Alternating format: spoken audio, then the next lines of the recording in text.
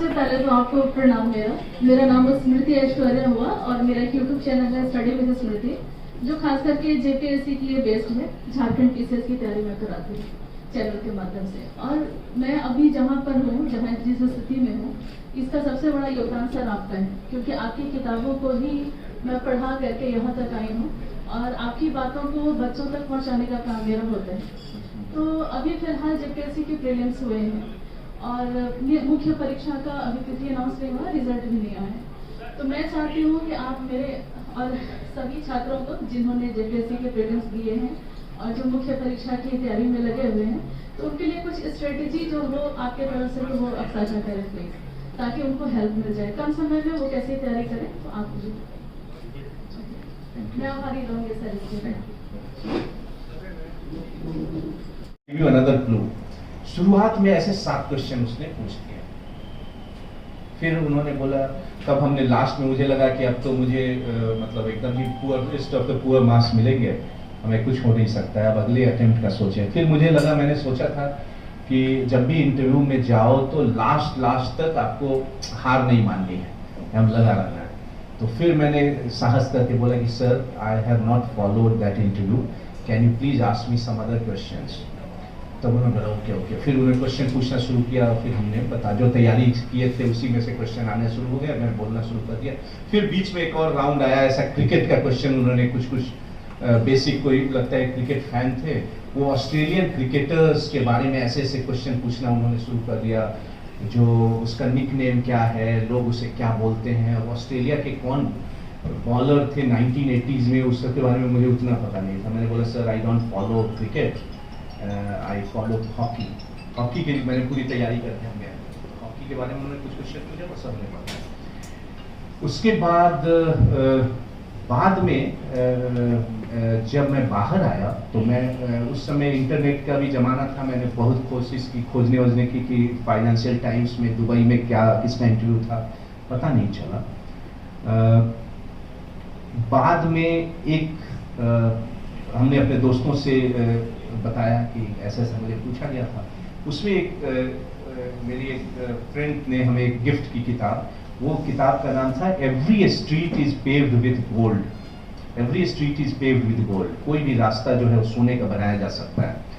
वो जो बुक जिन्होंने लिखा था, किम ऊ चुंग ने लिखा था, वो साउथ कोरिया के थे। और उसी किताब के बारे में एक चेयरमैन ने मुझसे प्रश्न करना शुरू किया, वो भी हमें 2-3 महीने के बाद वो पता चला उस बुक के बारे में। उसमें वो बताते हैं कि कैसे वो बचपन में बहुत गरीब थे और उसके पिताजी का डेथ हो गया था पहले। बचपन, उसका छोटा भाई था, एक मदर थी, विडो मदर, और इतने गरीब वो थे कि न्यूज़पेपर बेचना शुरू किया। ऐसा टिपिकल जैसे स्टोरी, लेकिन उसमें उन्होंने लिखा था, न्यूज़पेपर मैंने पढ़ा उसे। और फिर हर बार वो साइकिल चलाना उसने सीखा, कैसे साइकिल हम तेजी से चला पाए ताकि दूसरे न्यूज़पेपर की वालों की तुलना में हम आगे बढ़े। फिर यदि 2 रुपए का, 1.5 रुपए का न्यूज़पेपर था तो 50-50 पैसे का सिक्का वो रखते थे पॉकेट में, तो देते हुए चले जाते थे कि चेंज करने में मेरा वक्त नहीं बर्बाद हो। That was very inspiring story. फिर वो बुक उन्होंने केवल 3 दिनों में लिखी थी, ओनली इन 3 days, क्योंकि वो जो कंपनी थी, जेरोक्स, सोनी, कोका कोला, सब का टोटल टर्नओवर से भी अधिक उस कंपनी का टर्नओवर था, काउ ग्रुप ऑफ कंपनीज के। तो मैं ये बताना ये चाह रहा था कि कई बार हम सब लोगों की भी जिंदगी में कई मुसीबतें आती हैं और उन मुसीबतों, जैसे बिहार के बच्चों को भी हम लोग देखते हैं इकोनॉमिकली उतने मजबूत नहीं होते हैं। कई बार बच्चे पढ़ना भी चाहते हैं तो 8th और 9th तक उन्हें पता नहीं रहता है करियर हम कहाँ बनाएं, और वो सब आप लोगों के पास चले आते हैं। तो मुझे ये लगता है कि जब कुछ बच्चों को ये मोटिवेशनल क्लासेज, कुछ ऐसे बेस्ट स्टोरीज, इन सब से भी आप रूबरू करेंगे तो काफ़ी फ़र्क पड़ जाता है। जो अभी शुभम कुमार जो हैं, ये हम लोगों के नेतरहाट में एक शिक्षक होते थे, डॉक्टर केएन वासुदेवन, काई परमविल नारायणन वासुदेवन। वही उन्होंने रिटायरमेंट के बाद ये विद्या विहार स्कूल चालू किया, जहाँ शुभम ने इस बार नंबर 1 पोजीशन है। He was studying in the same school. तो वासुदेवन साहब का मैं भी बहुत फेवरेट स्टूडेंट था। तो वो हमेशा हर क्लास में वासुदेवन साहब अभी नहीं रहे, हर क्लास में की शुरुआत में वो 1 या 2 स्टोरीज वो जरूर सुनाते थे और ऐसी स्टोरी सुनाते थे कि कैसी मुसीबतों में बच्चों ने पढ़ाई की और वो अपनी ज़िंदगी को आगे उन्होंने अपने मिशन को अचीव किया। तो मैं आप सब लोगों से ये भी गुजारिश करूँगा कि यू नेवर नो कौन सी स्टोरी आपने किसको सुनाई और उसकी ज़िंदगी पे क्या प्रभाव पड़ गया। अभी शुभम का मैं इंटरव्यू पढ़ रहा था सर, तो उसमें उसने बोला कि आज वासुदेवन जी रहते मेरे प्रिंसिपल तो उन्हें जितनी खुशी होती कि उनका लड़का IAS में टॉप कर गया। तो मैं ये भी चाहता हूँ, आज आप लोगों से गुजारिश करना चाहूँगा कि जो भी कुछ पॉजिटिव चीज़ें हैं आप भी अपने बच्चों को बताइए कि ये इंग्लिश मीडियम और हिंदी मीडियम मेरे अनुसार it just a matter of perception. यदि बच्चे चाहें तो बिहारी बच्चों में इतना जुनून है 3-4 महीने में वो मीडियम शिफ्ट कर देंगे। कोई वैसा बहुत ऑफकोर्स जो अब शुरू से कॉन्वेंट में पढ़ा हुआ है वो अच्छी इंग्लिश लिख सकता है, बट ऐसा कोई बहुत डिफिकल्ट काम नहीं है। जैसे मैं इस बुक के बारे में बता रहा था, अभी इनसे सर से बात हो रही थी कि बुक बहुत मोटी है, मोटी पहले थी, इस बार उन्होंने नया एडिशन जो निकाला है थोड़ी उसको पतली कर दिया है बच्चों के डिमांड पे। हम लोगों ने सबसे पहली बुक निकाली जो बहुत मोटी थी, तो मैं ये कहता था कि हम लोगों की बुक मोटी तो है और लेकिन जैसा आपने एक क्वेश्चन वहाँ पूछा कि बुक इन्होंने बोला कि कैसे ऐसा हो कि कॉन्सेप्ट को अधिक आप जिक्र करें और बच्चे रटते नहीं रहें कि केवल याद करें फैक्चुअल चीज़ों को रटे विदाउट समझे हुए। तो ये यदि 500 पेज की यदि कोई किताब होती है तो एक दिन में लोग 250 पेज तो बच्चे पढ़ ही जाएंगे, तो 2 दिन में किताब पढ़ जाएंगे। यही हुआ 2-3 बार और रिवीजन करना होगा। हम लोगों ने जो मैं स्टोरी सुना रहा था कि हिंदी मीडियम से इंग्लिश में शिफ्ट करने में दिल्ली यूनिवर्सिटी में इट वॉज वेरी डिफिकल्ट, तो हम लोगों ने एक ग्रुप बनाया और 90 डेज में 90 नॉवेल इंग्लिश के बेस्ट बड़े बड़े नॉवेल हम लोगों ने पढ़ा।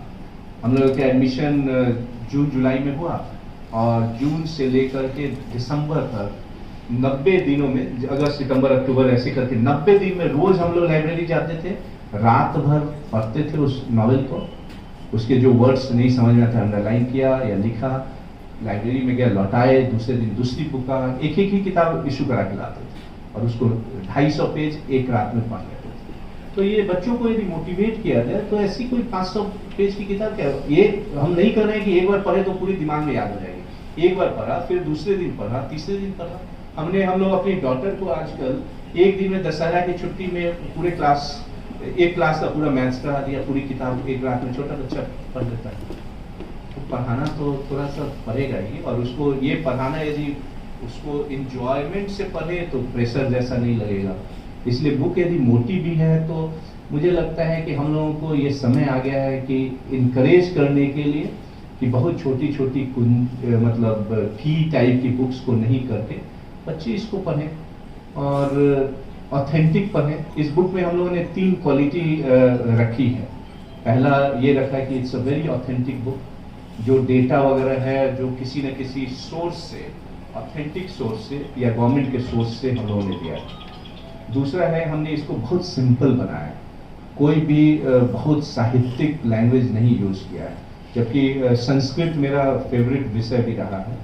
हमने यूपीएससी में भी सोचा था कि संस्कृत लेकर के देंगे, उसके लिए मैंने पूरी किताबें भी पढ़ ली थी। वाराणसी में एक संस्कृत बोलने का एक कोर्स किया था हमने, और फिर जम्मू यूनिवर्सिटी के एक शिक्षक के महोदय के हमने 1 महीने का ट्रेनिंग ली थी। बट समहाउ मेरे भाई साहब ने मुझे कहा कि संस्कृत में चूँकि हम लोग के आस परिवेश में बहुत संस्कृत जानने वाले लोग नहीं थे, तो फिर हमेशा हमको जम्मू से कनेक्ट होना पड़ता था। उस समय कनेक्टिविटी भी वैसी नहीं थी और मैं पूना में महाराष्ट्र से जम्मू जाता था संस्कृत पढ़ने के लिए। अच्छे टीचर पूना वगैरह में मिल नहीं पाते थे जो यूपीएससी के लिए पढ़ाते हो। तो फिर हमने साइकोलॉजी नया एक सब्जेक्ट लेके सोचा कि वो अपने से पढ़ लेंगे, तो अपने से मैंने पढ़ा।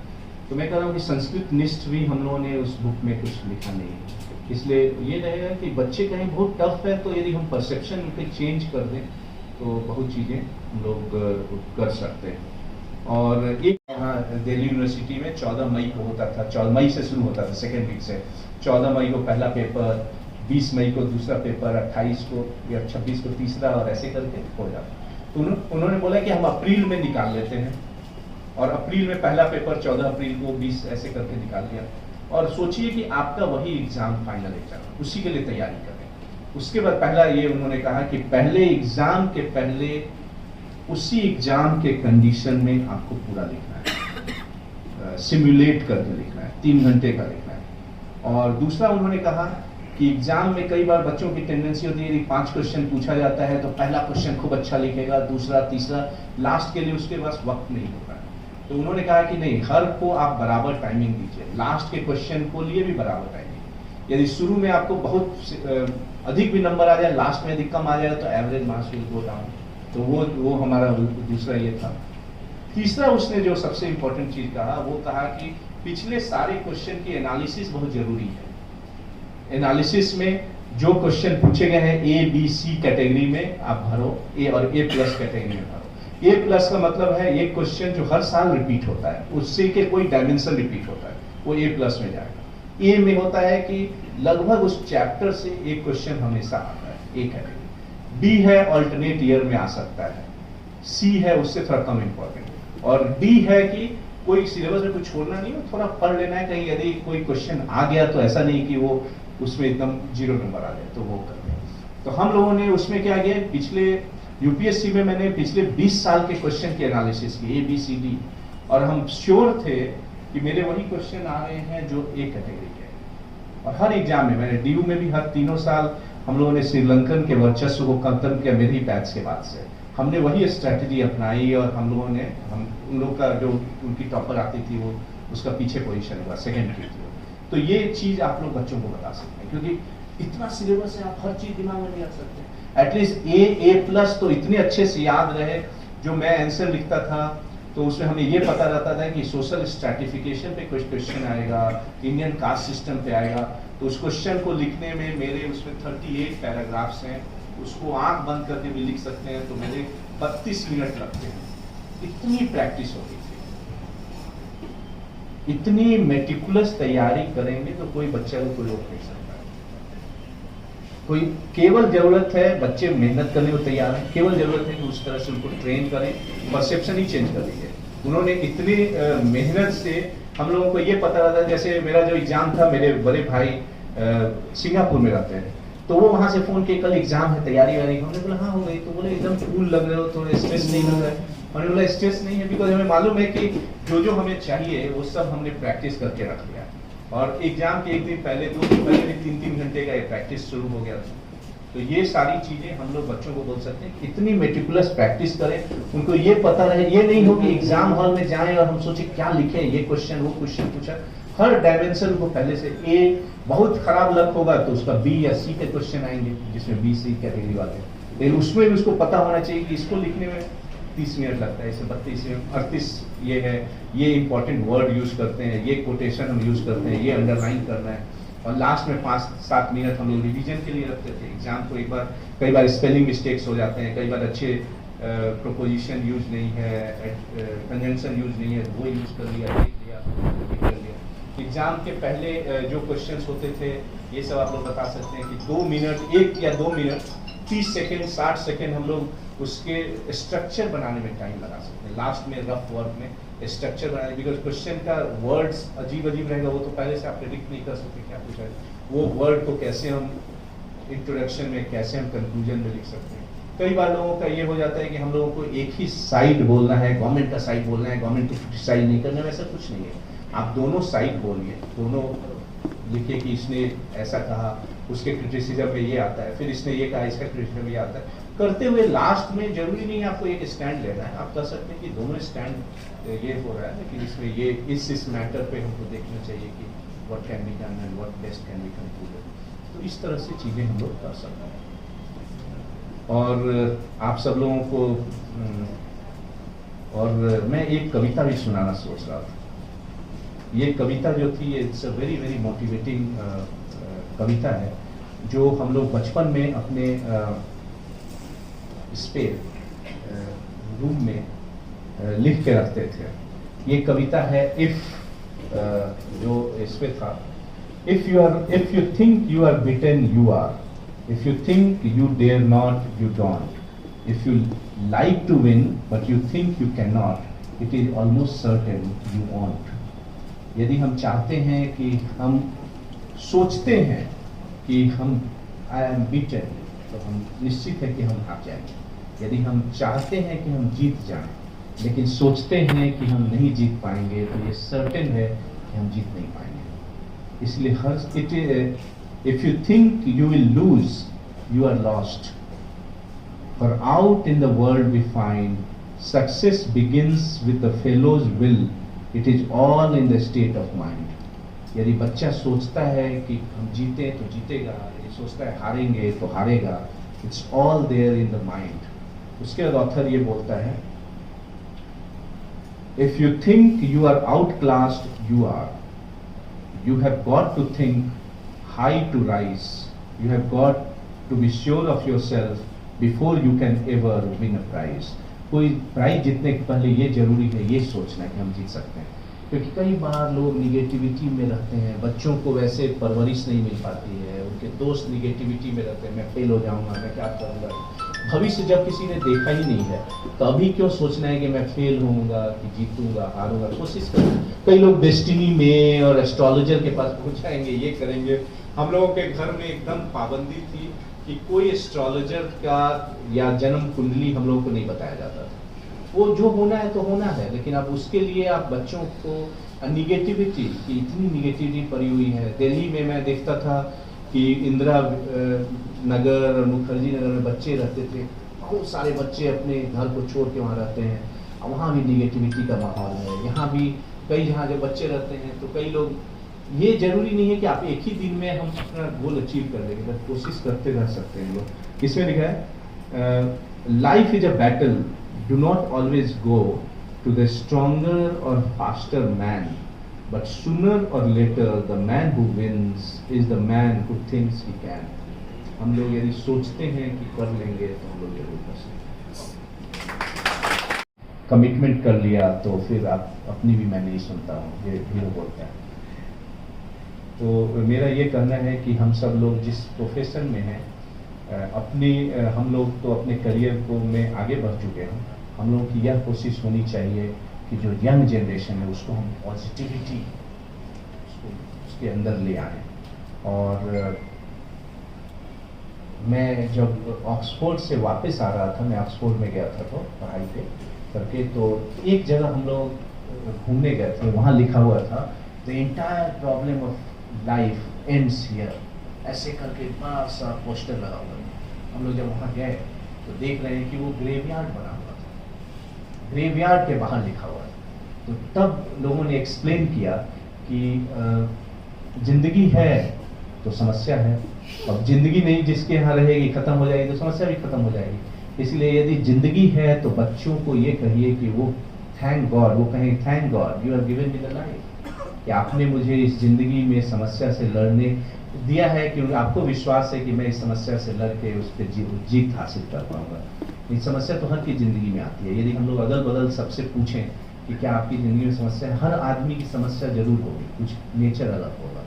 किसी का फाइनेंशियल समस्या होगी, किसी की फैमिली में समस्या होगी, किसी को और किसी तरह का स्ट्रेस होगा, किसी को ऑक्यूपेशनल स्ट्रेस होगा, किसी को अलग तरह का। इसलिए समस्या से लड़ने से हम लोग नहीं ये होंगे। बिहारी पना में बहुत दम है, बहुत दमखम। हम लोगों को जैसे आपने बताया कि हम चाहते हैं कि अगला शुभम कुमार भी यहीं से आए, तो आप सब लोगों का, हम सब लोगों का ये दायित्व है कि अगला शुभम कुमार भी यहीं से आए। और दूसरी बात है, ये जरूरी नहीं है हम यूपीएससी ही क्रैक करें, हर आदमी की जिंदगी का पाथ अलग अलग है, लेकिन जो भी करें दिल से करें, जो भी करें हम अपने अंदर के पोटेंशियल को बेस्ट निकालें। बच्चों का जो पोटेंशियल है उसको हम बेस्ट से बेस्ट निकालें। जरूरी नहीं है हम सबको यूपीएससी क्लियर करा देंगे, लेकिन जो बच्चे मेहनत कर रहे हैं, जो उनके सपने हैं, उस सपनों को हम पूर्ण कर सकते हैं, साकार कर सकते हैं। एक लियो बर्नेट, एक हम लोग को मैनेजमेंट में हम लोग देखते रहते थे, लियो बर्नेट एक 1935 में उन्होंने एक कंपनी बनाई थी शिकागो में। वो एडवर्टाइजिंग किंग के, उनको सुल्तान ऑफ एडवर्टाइजिंग कहा जाता था टाइम मैगजीन के द्वारा। और उन्होंने कुछ वर्षों में 66 कंट्रीज में अपने ब्रांचेस खोल दिए लोगों ने, और top 3 advertising companies with 66 countries, 10,000 employees. तो उनसे लोगों ने पूछा कि what is the secret of success. तो उन्होंने बोला कि जब भी कोई एम्प्लॉय मेरे यहाँ ज्वाइन करता है, मैं उसको एक मेमेंटो देता हूँ, वो हाथ का ये मेमेंटो बना होता है ऐसे करके, उसमें लिखा रहता है always dream high, try to reach out to the stars, you know these hands will never reach at the star or moon, but while trying so they will not come down, they will always go high। हमेशा हम लोग जब भी चाहते हैं तो हम लोग हमेशा बच्चों को मोटिवेट करने की जरूरत है कि वो आगे बढ़ें। और इस अवसर पे पुनः आप लोग का संडे आज हम लोगों ने खराब कर दिया, मैं क्षमा मांगता हूँ, लेकिन हमें बहुत खुशी है कि इतने गुरु लोगों से हमें मिलने का सौभाग्य प्राप्त हुआ, काफ़ी कुछ सीखने को मिला, काफ़ी आप लोग क्या सोचते हैं। और इसी बहाने मेरी जो जन्मस्थली है, मेरा घर छपरा में है, तो इसी बहाने आप लोग अपनी धरती पे आने का मौका मिला, क्योंकि कई बार व्यस्तता के कारण समय कम मिल पाता है। सुबह सुबह गंगा जी में स्नान करने का आज मुझे मौका मिला, इसके लिए मैं आप सब लोगों को बहुत बहुत धन्यवाद मिल पाएगा। मैंने 6 o'clock में जब ऑफिस से छूटता था तो मेरे पास एक स्कूटी थी, तो स्कूटी से मैं अपने घर आ जाता था। नज़दीक में आधे किलोमीटर पे मुझे ऑफिस से ही एक घर मिला हुआ था, उसी में मैं रहता था। और फिर 7 o'clock से मैंने पढ़ाई, उसके पहले 6 से 7 के बीच में बाहर से कोई लेडी आती थी, वो खाना बना के चली जाती थी, उनके पास चाबी घर का रहता था, मैं अकेले रहता था। और मैं 7 o'clock से रात के 12 बजे तक 5 घंटे होते हैं, तो उसमें आधे घंटे का हम लोग स्लॉट बना देते थे एक्सेल सीट पे, 7 to 7:30, 7:30 to 8, 8 to 8:30 ऐसे करके। और आधे घंटे में मेरा यह उद्देश्य होता था कि जो बच्चे पूरी तरह से पढ़ाई करते हैं वो 1 घंटे में जितना ग्रास्प करें, मेरी यह कोशिश होनी चाहिए कि आधे घंटे में उतने फोकस्ड और उतने ध्यान से मैं पढ़ूं कि आधे घंटे में वो पढ़ूं। तो इधर मैं ये सोचता था कि यदि कोई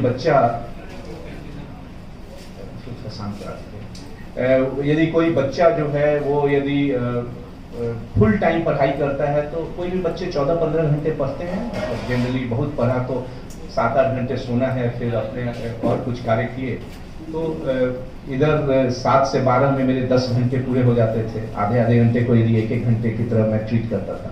और सुबह में यदि 12 बजे सोना हुआ तो सुबह में 6:30 बजे यदि उठते हैं तो 6:30 से 8:30 मेरी पढ़ाई का वक्त होता था। तो उसमें 2 घंटे में भी हम लोग क्लासीफाई करते थे, 4 घंटे मिल जाते थे। तो 10 और 4 14 घंटे का हम लोग समय निकाल लेते थे। तो कहने का अर्थ है हम लोगों को अपने समय, अपनी परिस्थिति के साथ थोड़ी क्रिएटिव होने की जरूरत है पढ़ाई करने के लिए। Writing practice is very important. मैंने ये देखा है अभी कि यूपीएससी या बीपीएससी में जो बच्चे बहुत अच्छा लिख लेते हैं उनके रिजल्ट सुपर हो जाते हैं। जैसे टीना डाबी को आपने देखा होगा, टीना डाबी से कई बार मेरी मुलाकात होती रहती है और ऑफिशियली, प्रोफेशनली। तो मैंने देखा कि उसने सिंपल सा एक ग्रेजुएशन करके, अभी उसकी सिस्टर का भी 15th रैंक आया था, मेरी इधर भी बात हुई थी उन लोगों से। तो उन लोगों ने एक ही स्ट्रैटेजी बनाई कि ग्रेजुएशन में मुझे लिखने का प्रैक्टिस करना है। हमने भी अपने मंत्र में ये रखा था कि जो बच्चे, यदि उनको 2 तरह के एग्जाम्स होते हैं, 1 डे एग्जामिनेशन जो बैंकिंग एंड रेलवेज एंड ये सब के इंश्योरेंस कंपनीज के होते हैं, दूसरा एग्जाम है पब्लिक सर्विस कमीशन। यदि कोई आदमी लिखने का प्रैक्टिस कर ले तो उसको फिर कोई रोक नहीं सकता है। तो एज आप लोग यदि जो बच्चों को पढ़ाते हैं तो कई बार होता है कि आपने, क्योंकि आप लोगों के पास भी चैलेंज ये होता है कि आप कितने देर तक बच्चों को अपने इंस्टीट्यूट में होल्ड करके रखेंगे, there is space, there is energy and उतने तरह से। लेकिन मेरा ये सजेशन है कि उसमें अच्छे बच्चों को सिलेक्ट करके हर वीक में कम से कम 2 से 3 दिन उनको लिखने का प्रैक्टिस करना है। बच्चे में क्या होता है कि जहां बैठा दीजिएगा लिखने के लिए, उस समय दुनिया की जितनी समस्याएं हैं, जितने आइडियाज हैं, सब उसके दिमाग में आएगा, अभी ये करना है, मेरा समय बर्बाद हो रहा है, मुझे ये करना है, वो करना है, मुझे जल्दी करना है, मैं इतने में तो एक बुक पढ़ लूंगा। But writing practice is must. हम लोग अपनी एग्जाम के समय, मेंस के पहले यूपीएससी में 8-8 घंटा रोज हम लोग प्रैक्टिस करते थे। 8 hours writing practice, 8 hours exam के पहले। और यहाँ पे एकदम ये घाव जैसा हो गया था एग्जाम में, हमने इस पे बैंडेड लगा करके लिखने की कोशिश की। ये केवल मेरा ही सोचना नहीं था, वहाँ मेरे बैच में जितने टॉपर्स थे सबका ये सोचना था कि writing practice is the key for any civil services examination, BPSC, क्योंकि बच्चे यदि आप नहीं लिखते हैं तो भूल जाते हैं। वो पढ़ के जाएंगे, अचानक एग्जाम में आएगा तो दिमाग से सब कुछ निकल जाएगा। उसी तरह एसए के एग्जामिनेशन के लिए हम लोगों ने क्या किया था एग्जाम के लिए कि एसए अब 2 एसए पूछा जाता है यूपीएससी में, और एसए हर क्वेश्चन को तो मैं ये ट्रीट करता हूँ, बीपीएससी के भी सारे question is like essay only. कोई 5 नंबर का एसए है, कोई 10 नंबर का है, 30 नंबर का है, वो एसए ही है। बेसिकली अपने थॉट्स को उस टॉपिक पे आपको लिखना है। हम लोगों ने एसए के लिए क्या किया कि जो प्रिलिमिनरी, चूंकि मैं जॉब में था तो मेरे पास उतना वक्त नहीं था और उस समय 2 सब्जेक्ट लेने पड़ते थे, तो हम लोगों ने मेरा सोशियोलॉजी मैंने लिया था और दूसरा सब्जेक्ट मैंने साइकोलॉजी लिया था। तो साइकोलॉजी में हमने क्या इससे प्रैक्टिस के लिए रात को लगभग 10 बजे डिनर के बाद कई बार एस्से के लिए बैठते थे, 1 बजे रात तक एस्से लिखते थे। उस समय ये सोचते हुए कि उस समय एनर्जी लेवल आपके मिनिमम लेवल पे होता है। आप दिन भर पढ़ रहे हैं, रात को 10:30 में एकदम थक गए हैं, उस समय आप एस्से लिख रहे हैं। तो उसके लिए हम लोगों ने वो ट्राई किया था। तो आप सब लोग ये कर सकते हैं कि लिखना इज द की। दूसरी बात, मैं जो इंग्लिश मीडियम और हिंदी मीडियम के बारे में बातचीत हो रही थी, मैं अनफॉर्चुनेटली अभी का जो ट्रेंड है, पहले तो हिंदी मीडियम वाले कई लोग निकल जाते थे, जैसे मंजू राजपाल मैडम थी, उनका 8th रैंक आया था। उसी तरह एक के पाठक साहब थे, उनका भी अच्छा रैंक आया था। हमारे जो कमिश्नर साहब यहाँ पे हैं, संजय अग्रवाल साहब, मेरे ही बैच में थे, इनका भी 32nd रैंक आया था, हिंदी मीडियम ये टॉप किए थे। तो मैं कह रहा हूँ, लेकिन आजकल हिंदी मीडियम का रियल डिफ़िकल्टी ये होने लगती है। तो मैं ये हिंदी मीडियम में ये नहीं होने का कारण कुछ मैं जो एनालाइज ये करता हूँ कि अच्छे स्टडी मटेरियल हम लोगों को उपलब्ध नहीं होते। अच्छे टीचर के बावजूद कई बार आप ई कंटेंट में भी यदि आप देखें, इंग्लिश में आपके पास पूरी दुनिया का इंफॉर्मेशन है, इकोनॉमिक्स, साइंस और इसमें, लेकिन हिंदी में कम लोग लिखते हैं। दूसरा प्रॉब्लम है कॉपीराइट इश्यूज। इंग्लिश में यदि कोई बुक आती है तो कॉपीराइट का लोग वायलेशन नहीं करते हैं या रूल सख्त होते हैं। हिंदी में कई बार होता है, हम सभी लोग मिलकर हिंदी एरिया में जो हम लोग रहते हैं उसमें कॉपीराइट को आप लोग समझ ही रहे होंगे, कॉपीराइट में कहीं से कोई फोटो कॉपी कर लिया, कहीं यूज कर लिया, तो इसके कारण होता है कि बहुत अच्छे राइटर्स उसमें अपना समय इन्वेस्ट नहीं करते हैं, उन्हें लगता है कि ये नहीं हो पाता है। और तीसरी बात यह है कि मैं तो बहुत आसान्वित हूँ कि हिंदी मीडियम में भी अच्छा ये होगा, और बेसिक इंग्लिश भी आनी बच्चों को बहुत ज़रूरी है। इसलिए आप लोग ये भी कर सकते हैं अपने कोचिंग इंस्टीट्यूट्स में कि जो लोग एडमिशन लें उनके लिए कुछ मे भी सप्ताह में एक आध क्लास को इंग्लिश टीचर भी आप रख दें, और वो इंग्लिश में वो एस्से लिखें या उनकी करेक्शन होती जाए, ताकि जो गांव वाले बच्चे, गांव से कई बच्चे आते हैं जो खुद बाद में उन्होंने इंग्लिश पढ़ना शुरू किया, उनको इंग्लिश से थोड़ी डर लगती है, तो उनकी डर खत्म होती चली जाए और वो इंग्लिश की कुछ पुस्तकों को वो लोग ले सकते हैं। एक और इशू हमारी बुक में आ जा रहा था यहाँ पे कि एक जो ट्रेंड मैं देख रहा हूँ इधर की, बच्चों को कुंजी की तरह बुक पढ़ने में बहुत आदत है कि पतली सी, आप दिल से किसी चीज को चाहें, ओम शांति ओम में देखा ही होगा, तो यदि दिल से आप चाहें तो पूरी कायनात, पूरा यूनिवर्स उसे सच्चा बनाने की कोशिश में लग जाता है। एक फिल्म आई थी गुलाम, आमिर खान की, उसमें वो बोलते हैं, हीरो बोलता है कि लहरों के साथ बहना आसान है, लेकिन असली मनुष्य तो वह है जो लहरों को चीर कर आगे बढ़ता है। उसमें भी हम लोगों के लिए और भी कम उपलब्ध सीट थे, इसलिए 100 से भी कम रैंक आने पे ही हम लोगों को कोई पोस्ट मिल पाता। तब हम लोगों ने यह सोचा, और मैंने ये सोचा, मैं ऑलरेडी एक अच्छे जॉब में था और वो जॉब मैं काफ़ी इंजॉय कर रहा था। मुझे वो जॉब MBA करने के बाद मैं जिस जॉब में था पुणे में, तो मुझे बड़ा अच्छा लग रहा था, तो I was not willing to quit. और मेरे पिताजी ने हमेशा ये कहा कि जब भी तुम्हें ये लगे कि UPSC तुम्हें दिल से देना है तो तुम जॉब छोड़ भी सकते हो। जिस दिन तुम्हें लगेगा कि हम जॉब छोड़ने के बाद मुझे अधिक समय मिल जाएगा तो आप पढ़ सकते हैं। तो मुझे संभव लग रहा था कि जॉब में रहने के साथ साथ हम पढ़ सकते हैं। तब हमने क्या किया कि 9 o'clock to 6 o'clock हमारा जॉब था, और it was very very difficult, क्योंकि एक पंजाब के मेरे बॉस थे और वो बहुत डिफिकल्ट बॉस, वैसे बॉस तो मेरी ज़िंदगी में अभी तक नहीं आए, और ना मैं कोशिश करता हूँ कि मैं वैसा कोई बॉस बनूं किसी का। वो एकदम हमेशा देखते रहते थे कि वो ये तुम तैयारी कर रहे हो, कभी आके मेरे कंप्यूटर में झांकते थे, कभी किताब क्या पढ़ रहे हो, कॉपी क्या कर रहे हो।